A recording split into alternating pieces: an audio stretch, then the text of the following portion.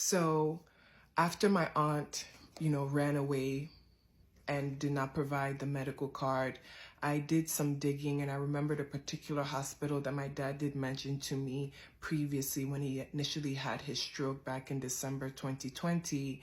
The next following day, I decided to go there and do some research. And when I spoke to the head doctor there, they pulled up their records and found out that my dad had stopped literally going to that hospital. My dad had a stroke December 2020. The last time my dad was seen at that hospital after his stroke was December 28th, 2020. And we're talking about January 12th, 2022. So he had not been seen since then. I found that to be so incredibly sad. At that point in time, I was told to make a plea to my umuna to go and investigate further on the physical state, to go and see my dad, because at this point in time, only myself, the youth leader, and the police officer were the only people that had physically seen my dad. So there was a call for a meeting to see my father, and I wanted umuna, which is a community of men from my village, to go and see my dad for themselves and take this on as a village issue, a family issue. Again, guys, I just wanted my dad. And if the police wasn't going to do it, then maybe umuna could do it. After the meeting with umuna, they agreed, yes, let's go to see Peter and check on him ourselves, because at this point in time, it was only my account and the youth leader and the police officer that they really could understand what was going on, that they themselves wanted to see what had been the issue and what the problem was. When we got to my family compound again, my aunt, who had pretty much ran away from the meeting that we did try and have with the NOWU, was now there. She this time opened the gate and allowed us into the compound, into the ground floor, and umuna, which was, men of my, village. And I'm sorry if I'm sounding arrogant. I just don't know all the technical terms like umuna. If someone can tell me what umuna actually is, that would be great. But from my local understanding, umuna are the men of my community, the men of my area that are particular to my village. So when umuna came, they asked to see Peter. My aunt said, oh, Peter is not feeling well. Oh, he doesn't want to be seen by anyone. And they were like, no, we demand to see Peter. So I said, guys, why y'all listening to her? Like, let's just go upstairs. Let's just see what I saw.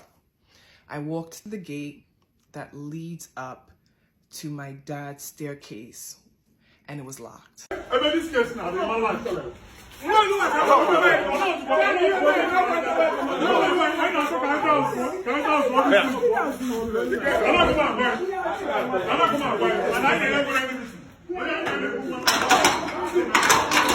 can see, the gate is locked. It's locked. The gate is locked. The gate is locked. The gate is locked. Come. Huh? The gate is locked. It's locked. Yeah. Let's go. Let's go. Okay. Let's go. Okay. Let me We are going to go quiet. Because I let it break with you. The whole world. I let it break. Can you not take it? Yesterday, I looked at them. You can know about it. Thank you. You've seen it. You've seen it.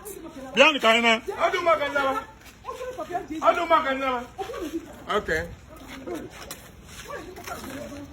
And she was basically, my aunt now was basically insulting everybody. Leave us alone. Umuna is shocked. They're like, why are you doing this? My aunt was like, leave us alone. I told you guys to come back another time. She refused to open the gate that leads upstairs so that they can all see my father. And then that's when shit started to get real. At this point in time, the Holy Spirit said, Ify, we need to act fast. They're planning on taking your dad out of the house. At this point in time, Onowu was made aware of the situation by Umuna because, number one, my aunt had completely disrespected him by telling him that she was going to return with the medical card and her never showing up. So when he found out that she also denied the Umuna from going upstairs, this is when things started to get serious. I was advised to hire some of the youths and basically give them beer, food. You know, they would all bring chairs from home and it would pretty much be a stakeout in front of my father's compound until the next following day, where now the matter was going to now start to take better shape because now everybody was now able to see just the depth my uncle and my aunt were willing to go to hide the whereabouts of my father. So I think I sent like maybe 50,000 or 60,000 naira to the Enugu youth leader to buy beer, basically have everybody happy. I don't want anyone feeling like they didn't get enough food or didn't get enough drink. Everyone stay there. The plan was that the youth were going to take shifts. People were going to stay there from like 8 p.m.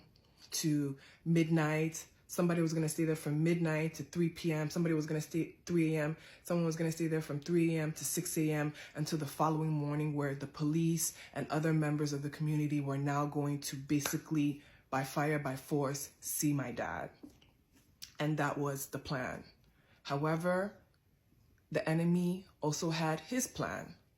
I was called at around 4 o'clock in the morning that a mysterious bus or van containing Nigerian army members came to my father's compound while the youths were there keeping guard, waving their guns, and basically telling the youths if they do not leave, they're going to shoot. These are not soldiers. These are not, you know, nobody's going to die for my dad. So when the youth saw the police, they basically ran away. In that moment, what I was told was that they took the van and went through the back. Josephine and Francis now carried my father's body into the car and disappeared. And that was the phone call I got at 4 o'clock in the morning, that my father is no longer in the house and they don't know where they've taken him. I prayed, I prayed, I prayed, I prayed, I prayed, I prayed, I prayed. I prayed for my father's safety. I prayed on what would be the next steps. And what the Holy Spirit told me,